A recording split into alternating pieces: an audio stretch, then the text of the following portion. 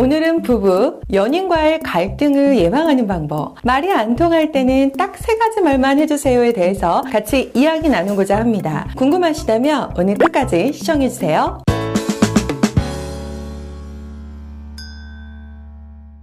남편을 팝니다. 사정상 급매합니다. 2000년 1월 30일 예식장에서 구입했습니다. 구청에 정품 등록은 했지만 명의 양도해드리겠습니다. 아끼던 물건인데 유지비도 많이 들고 성격 장애가 와서 급매합니다. 상태를 설명하자면 구입 당시는 A급인 줄 알고 착각을 해서 구입했습니다. 마음이 바다 같은 줄 알았는데 잔소리가 심하고 사용 시 만족감이 떨어집니다. 음식물 소비는 동급의 2배입니다. 하지만 외관은 아직 쓸만합니다. 사용 설명서는 필요 없습니다. 어차피 읽어봐도 도움이 안 됩니다. AS는 안 되고 변심에 의한 반품은 절대 안 됩니다. 사은품도 있습니다. 시어머니와 시누이입니다.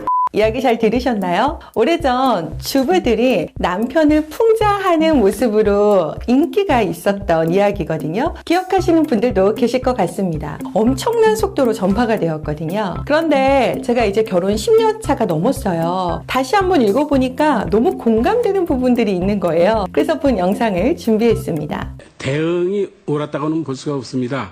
오늘은 부부, 연인과의 이 갈등 시 어떻게 하면 이 말싸움이 더 커지지 않을 수 있을까, 이 대화를 잘하는 꿀팁 3가지를 알려드리려고 합니다. 첫째는요, 상대방의 영향력을 받아들여라 입니다. 둘째는 싸움에서 내가 기여한 바를 부분 인정하며 말하라 라는 겁니다. 세 번째는요, 상대의 말 속에서 내가 이해한 부분을 확인하면서 이야기하라 입니다. 이 이야기를 구체적으로 한번 해볼게요. 최성희 박사의 행복수업이라는 책에서 나오는 이야기입니다. 더 궁금하신 분들은 이 책을 한번 읽어보시면 도움이 되실 것 같아요. 첫째, 상대방의 영향력을 받아들이기. 우리 부부싸움 할 때 상대의 영향력을 무시하는 말들이 있잖아요. 예를 들어서 당신이 알아서 하면 되잖아. 시끄러워, 조용히 얘기해. 이 사람 무서워. 어디서 돈 얘기야? 이렇게 우리가 말을 할 때가 있죠. 상대의 자존심에 상처를 주잖아요. 그래서 싸움이 격해지는 것을 막기 위해서 상대의 영향력을 받아들이면서 말하는 겁니다. 예를 들어, 당신 의견 잘 들었어. 나도 좀 고민해 볼게. 당신의 의견도 일리가 있는 것 같아. 내가 언제까지 대답해 주면 될까? 이렇게 상대의 영향력을 받아들이는 표현으로 조금 바꿔보시는 거예요. 이것이 대화의 선순환으로 가는 첫 번째 비결입니다.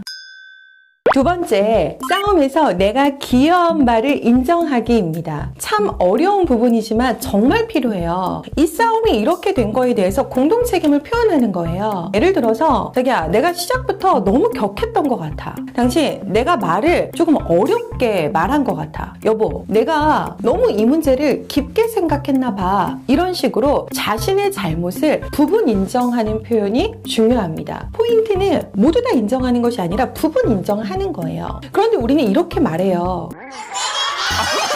당신이 먼저 그랬잖아. 아니, 왜 나만 잘못했다고 매번 그래? 이런 표현들을 우리가 일상에 많이 하거든요. 이렇게 말을 하며 이 문제를 회피하거나 방어하는 모습으로 비춰져요. 그래서 이 문제에 대한 책임을 같이 가져가고 있다라고 말하기 위해서 내가 실은 어느 정도 이렇게 기여한 바도 있어 라고 인정하면서 표현하는 말이 중요합니다.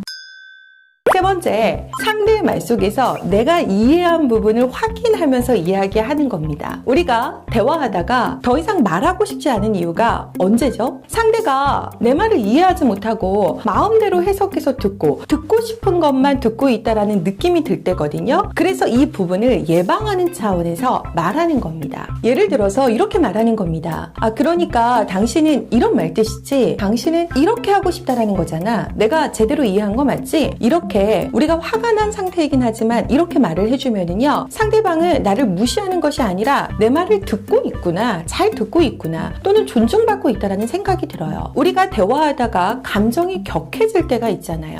이 가신에 말하는 본세 좀 보세요. 내가 좀 격해지고 있네? 라는 생각이 들 때, 좀 언성이 높아지는 것 같을 때는요, 꼭 이 방법을 써보세요. 당신은 이런 뜻으로 말한 거지, 상대의 말 속에서 내가 이해한 부분을 확인하면서 대화를 하다 보면 소통이 부드럽게 이어질 수 있습니다. 또 내가 오해했거나 민감하게 받아들였던 부분들에 대해서 다시 수정될 수도 있고요.